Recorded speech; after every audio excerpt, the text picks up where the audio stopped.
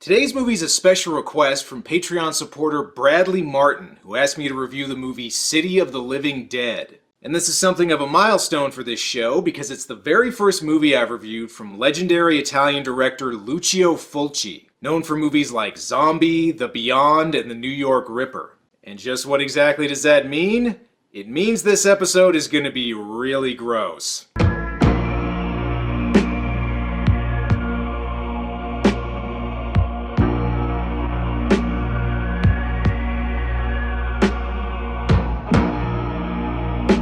City of the Living Dead, also known as The Gates of Hell, is a 1980 horror movie and is the first in Lucio Fulci's Gates of Hell trilogy, which also includes The Beyond and The House by the Cemetery. And if you're wondering how these movies are connected, Fulci says they're a trilogy. That's pretty much it. And like a lot of Lucio Fulci's films, the movie was controversial, being banned in Germany and having its UK release cut to remove offensive content. Then again, considering the word ninja is apparently offensive in the UK, I don't know if that means a whole lot. So let's see what all the fuss is about. Jeez, take it easy, lady. That font's a little boring, but it's not that scary. Although, it does look like whoever did the opening credits was deathly afraid of capital letters, which I guess is better than having a dolphin do your music, unless of course Flipper is just goblin spelled backwards. So the movie begins in the town of Dunwich, where it looks like a priest is busy filming an 80s metal video. Look, they even wrote the lyrics for him on this tombstone. Oh, and in case you think I'm reaching with that comparison, watch this. Can't you see the devil in me? Just take a look in my eyes. Kinda works, doesn't it? And fuck Dunwich, apparently we're in New York now. Catriona MacColl plays a psychic named Mary Woodhouse who gets a vision of the priest from earlier.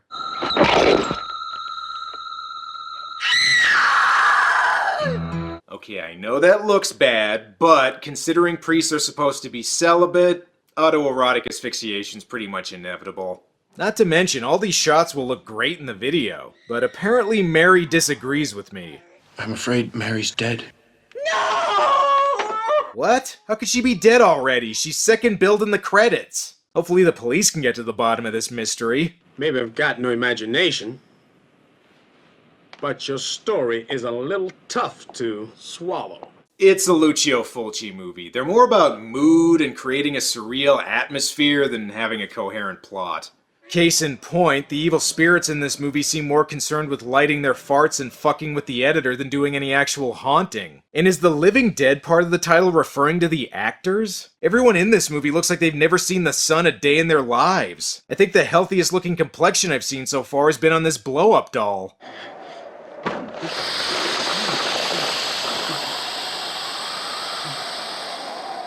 You know, I didn't think it was possible to be afraid for a blow-up doll, but this guy proved me wrong. And if that's how he looks at a blow-up doll, I don't even want to know what he's got planned for this thing. We now meet an investigative journalist named Peter, played by Christopher George. Hopefully he can figure out what the hell is going on. First though, he's got to get through Stripper Cop here. It's not gonna be any mystery how the next guy dies if I let any unauthorized people in that house.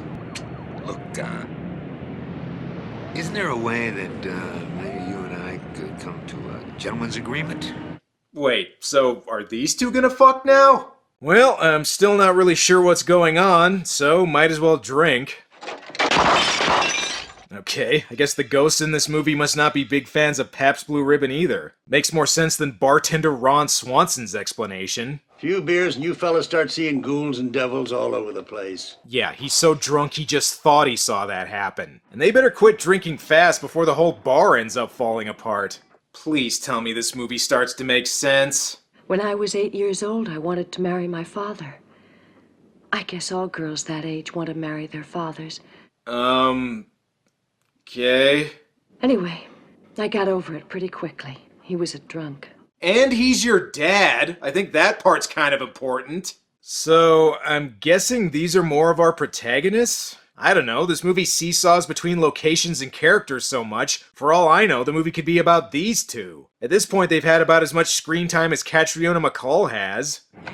Hey, you're not gonna leave her like that, are you? Union hours. Anyways, what does she care? She's not in any hurry. Like hell she isn't. She's got 3 more movies to make this year. And surprise, turns out Mary's still alive. Now she just needs to Kill Bill her way out of there. Or I guess Christopher George could save her. Well, great. Now you killed her. Okay, seriously, stop trying to help before you do kill her, you dick. We now learn that the priest from the beginning was named Father Thomas, and his death has somehow opened a gateway to hell. A cursed city, where the gates of hell have been opened. Where exactly is this city? I don't know where it is. Well, according to IMDb, it's in Savannah, Georgia. Psychic Lady here explains that if they don't go to Dunwich and close the gate before All Saints' Day, the dead will walk the earth and summon Gozer, or some shit like that, I don't know. Back in Dunwich, in a weird twist of events, it looks like the blow-up doll actually ended up raping this guy. And we haven't had something inexplicable happen in a while.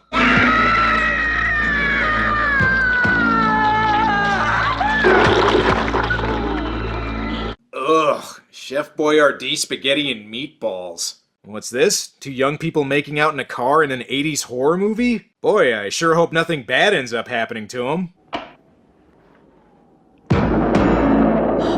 Oh, I'm sorry, it's just... that jump cut was really awkward. Oh no, the car won't start and I just realized I have 2 days till retirement. We're screwed! And if you think Father Thomas is gonna do something simple like stab them to death, think again.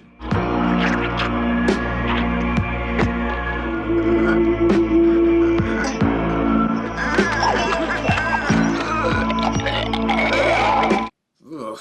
Okay, well, like a lot of Lucio Fulci movies, I don't really know what's happening, but it looks freaky.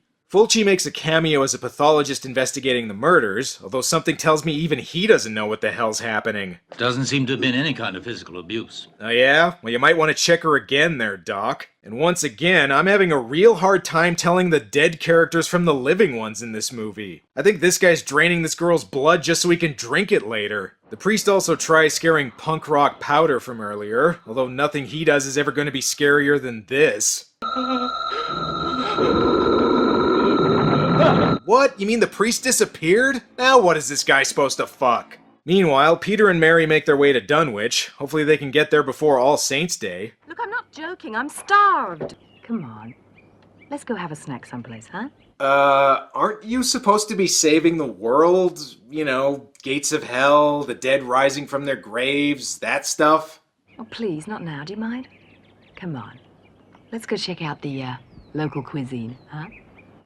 Okay, guess it's not that important. Well, they still probably have some time. So far, the dead seem content to just nibble on the living. And who the hell would want to live in Dunwich? The whole place looks like Silent Hill if it was founded by plantation owners. Whoa, whoa, whoa, what is this? No one said anything about this movie having a Kenny in it. Oh well, looks like the Evil Dead are just outside his window. And if this kid's anything like the Kennys in a Gamera movie, that means he can explain to the adults just what the hell is going on. Maybe this kid won't be that bad. Mommy! What's the matter, honey? Emily's back. I saw her looking in the window. She wanted to catch me.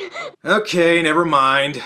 I see blow-up doll McPastyface is still in this movie, but never mind that. Time for art class. You know, I always said Bob Ross should have included more happy little rhinos in his paintings. And looks like the Evil Dead demon's creeping on her too. Better give her psychologist a call. You have to come right away.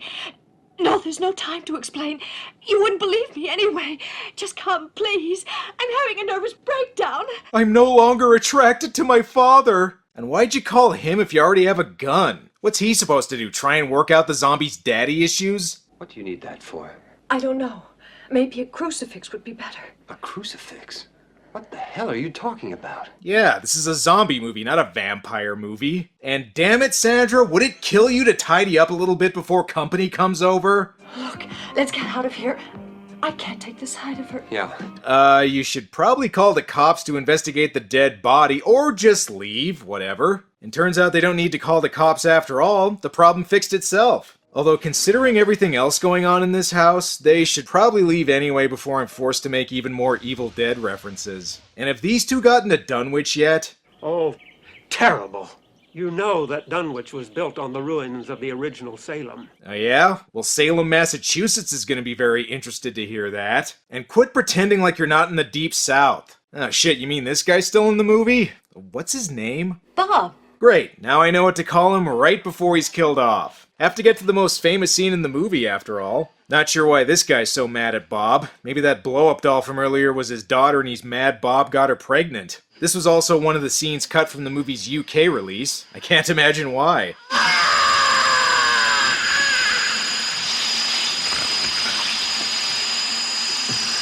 Well, at least now Giovanni Lombardo Radice's complexion is finally appropriate. And if you're wondering how Bob's storyline ties into the rest of the movie, good, because so am I. What do you plan on doing? I have a feeling this is where the answer is. Again, this is a Lucio Fulci movie. You're not going to find answers anywhere. Meanwhile, Peter and Mary have finally made it to Dunwich. Welcome to the city of the dead. Now what do we do? We must find the priest's grave and uncover him. There isn't much time left. Well, maybe if you didn't stop for snacks, you wouldn't have to hurry. And hey, just because the fate of the world's hanging in the balance doesn't mean they can't introduce themselves to Jerry and Sandra. Now that our main characters are together, maybe this movie will finally start making sense.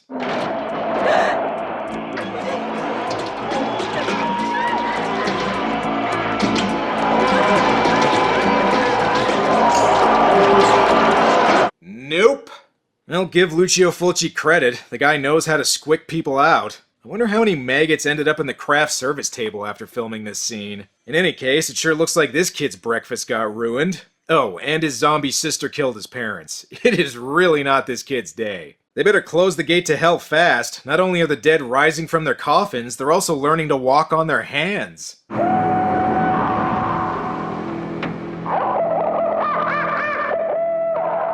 And apparently there are jungle animals on the loose in Dunwich.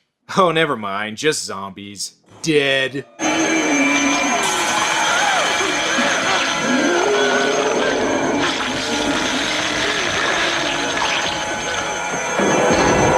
Again, I can't imagine why this movie was controversial.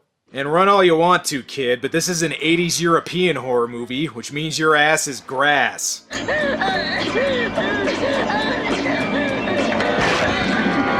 What? You mean he got away? God damn it. In order to close the gates, they need to find where Father Thomas is buried and uncover him, which I guess will fix everything? Alright, time to find Father Thomas's grave and close the gates of hell. We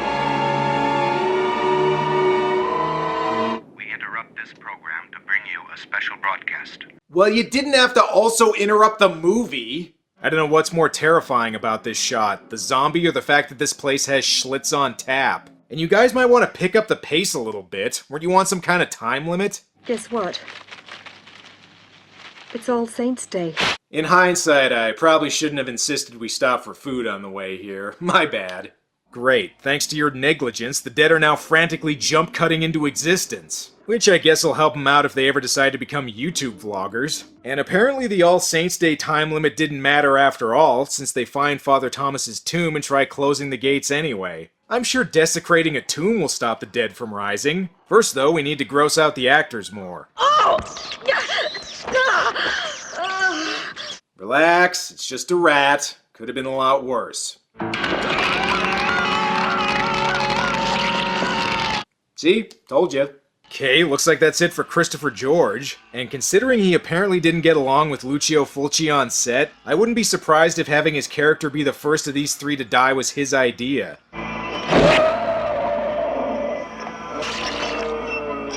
Yeah, that's gonna work on a zombie. Oh.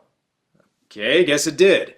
And I think these two are starting to realize going into a tomb during a zombie outbreak might not have been the greatest idea. Oh well, at least it means we get more atmospheric scenery. You know, given everything that's happening, this seems like a good time for Thriller to be playing on the soundtrack.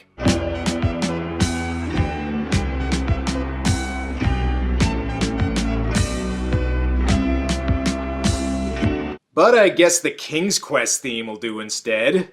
And do you two even have a plan? Sure, you found Father Thomas, but what are you gonna do now? Politely ask him to stop? Ooh, crucifix to the crotch. Alright, that works. And so they managed to stop Father Thomas and close the gates to hell. And if you're wondering why Father Thomas was evil in the first place and how hanging himself opened the gates to hell...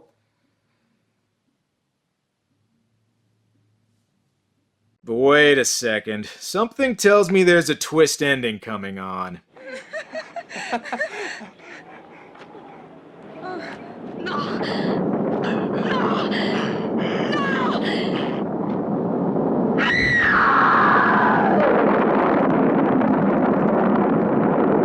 Okay, at first glance that ending may not seem to make any sense, but as somebody who's seen a lot of child characters in movies, I know just how terrifying they can be.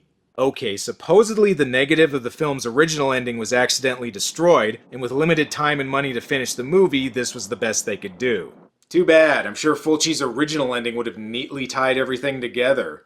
City of the Living Dead may not be as famous or acclaimed as some of Lucio Fulci's other movies like Zombie or The Beyond, but it still has all the Fulci trademarks. Lots of gore, surreal, atmospheric cinematography, and a plot that seems like a bunch of random scenes and characters tenuously strung together. There's definitely a lot here for gorehounds to admire, but don't expect everything in the movie to add up. Well, that's all for now. Now, if you'll excuse me, this movie has made me thirsty.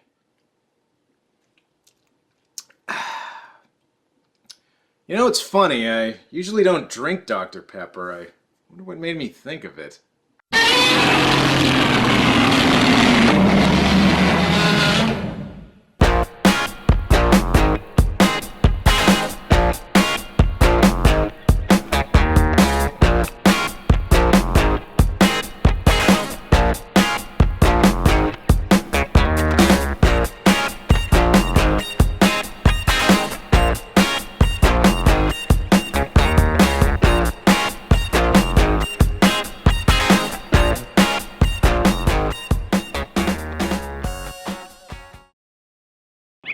I'm hungry.